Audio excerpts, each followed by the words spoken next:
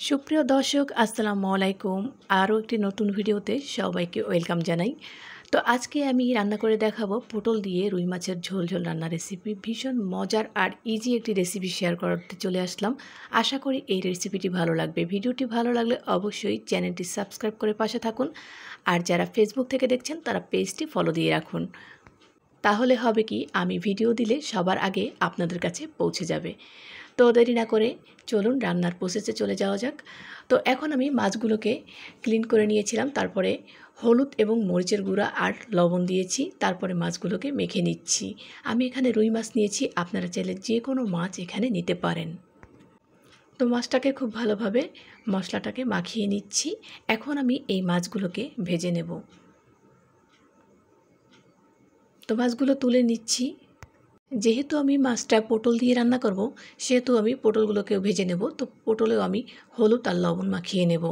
তো দিয়ে দিচ্ছি হলুদ আর লবণ। তো এখন আমি পটলটাকে খুব ভালোভাবে মেখে নিচ্ছি। আমি পটলটাও ভেজে তারপরে রান্না করব। তো তোমরা চাইলে পটলটা না ভেজেও রান্না করতে পারো, সেক্ষেত্রে প্রপারলি টেস্টটা আসবে না। পটলটা ভেজে রান্না করলে কিন্তু খেতে বেশি মজার হয়। তো আমি প্যানে তেল দিয়ে তারপর তেলটা গরম হয়ে যাওয়ার পরে মাছগুলোকে দিয়ে দিচ্ছি। মাছগুলো খুব ভালোভাবে এপিট ওপিট করে খুব সুন্দর একটা কালার চলে আসলে তারপরে আমি কিন্তু উল্টে দেব, আর এপিট ওপিট করে খুব ভালোভাবে ভেজে নিচ্ছি। তো মাছটা দেখো কতটা সুন্দর একটা কালার চলে এসেছে। হলুদ মরিচ মাখালে কিন্তু এই কালারটা খুব সুন্দর আসে মাছের, বিশেষ করে মরিচের গুঁড়োটা দিলে কালারটা অনেক সুন্দর আসে। তো মাছটা খুব ভালোভাবে ভেজে নিয়েছি, যেহেতু তরকারি দিয়ে রান্না করব, না হলে মাছটা অল্প ভাজলে কিন্তু ভেঙে যেতে পারে। তো এখন আমি মাছগুলোকে তুলে নিচ্ছি। তো এখন আমি পটলগুলোকে ভেজে নেব, দিয়ে দেব পটলগুলো। তো একটা একটা করে দিয়ে দিচ্ছি। পটলগুলোকে কাটার সময় আমি একটু কেচে নিয়েছিলাম,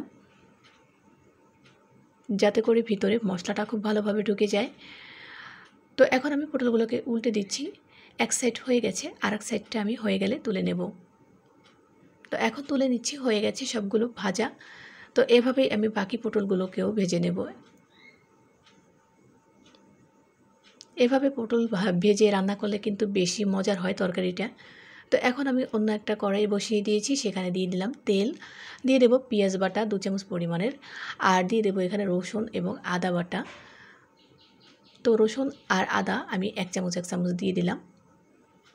খুব ভালোভাবে মশলাটা মিশিয়ে নিচ্ছি। তারপর এখানে দিয়ে দিলাম পানি, যেহেতু মশলাটা কষাতে হবে, কষানোর জন্য পানি দিয়েছি। হলুদ মরিচের গুঁড়া দিয়ে দেব। তো জিরার গুঁড়া আর ধনিয়ার গুঁড়া দিয়ে দেবো এখানে আমি। দিয়ে দেবো একটুখানি গরম মশলা। তো ভালোভাবে আমি মশলাটা কষিয়ে নিচ্ছি। তো পরিমাণ মতন লবণ দিয়ে দেবো। যেহেতু আমি মাছ আর পটলে লবণ দিয়েছি, সেহেতু আমি অল্প একটু লবণ দিয়ে দিলাম এখানে,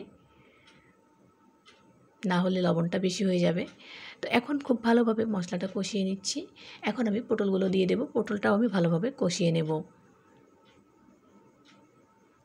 এভাবে পটল যতবার রান্না করেছি সবাই কিন্তু খেয়ে অনেক প্রশংসা করেছে, আর যারা তরকারি দিয়ে মাছ খেতে পছন্দ করে না তারাও কিন্তু খুব পছন্দ করেছে। আর আমি এখানে 2টা টমেটো কেটে দিয়ে দিলাম। টমেটো দিয়ে মাছ রান্না করলে খেতে কিন্তু বেশি মজার হয়। আর পরিমাণ মতন পানি দিয়ে দিলাম। পানি দিয়ে আমি ঢেকে রান্না করে নিচ্ছি। তো মাঝখানে আমি আবার নাড়াচাড়া দিয়ে দিচ্ছি। তো নাড়াচাড়া দিয়ে আবার ঢেকে কিছুক্ষণ রান্না করে নেব। কিছুক্ষণ রান্না হয়ে গেলে আবার চলে এসেছি। এখন আমি ভেজে রাখা মাছগুলো দিয়ে দেব। তো আমি আবার কিছুক্ষণ এটাকে রান্না করে নেব ঢেকে। তো বেশ কিছুক্ষণ রান্না করার পরে আমি আবার চলে আসলাম। এখন আমি কিছুটা ধনেপাতা কুচি দিয়ে দেব। তারপরে আমি আবার 5 মিনিট জাল করে তারপরে এটাকে নামিয়ে নেব, ধনেপাতাটা যাতে একটু সেদ্ধ হয়ে যায়। তো কিছুক্ষণ পরে আমি নামিয়ে নেব। তো হয়ে গেছে, আমি এখন নামিয়ে নিচ্ছি। তো দেখো কত সুন্দর কালারটা এসেছে, আর খেতেও অনেক ভালো লেগেছে। এই তরকারিটা তোমরা চাইলে রান্না করে দেখতে পারো, অনেক মজার হয়। ভিডিওটি তোমাদের কাছে কেমন লেগেছে কমেন্টে অবশ্যই জানাবে, আর কোথা থেকে ভিডিওটি দেখছো তাও জানাবে, যাতে করে পরবর্তী ভিডিওতে তোমাদের ধন্যবাদ জানাতে পারি। ভিডিও ভালো লাগলে চ্যানেলটির সাথেই থেকো। আজকের মতন চলে যাচ্ছি, দেখা হবে নেক্সট ভিডিওতে। ততক্ষণ ভালো থাকো, সুস্থ থাকো। আল্লাহ হাফেজ, আসসালামু আলাইকুম।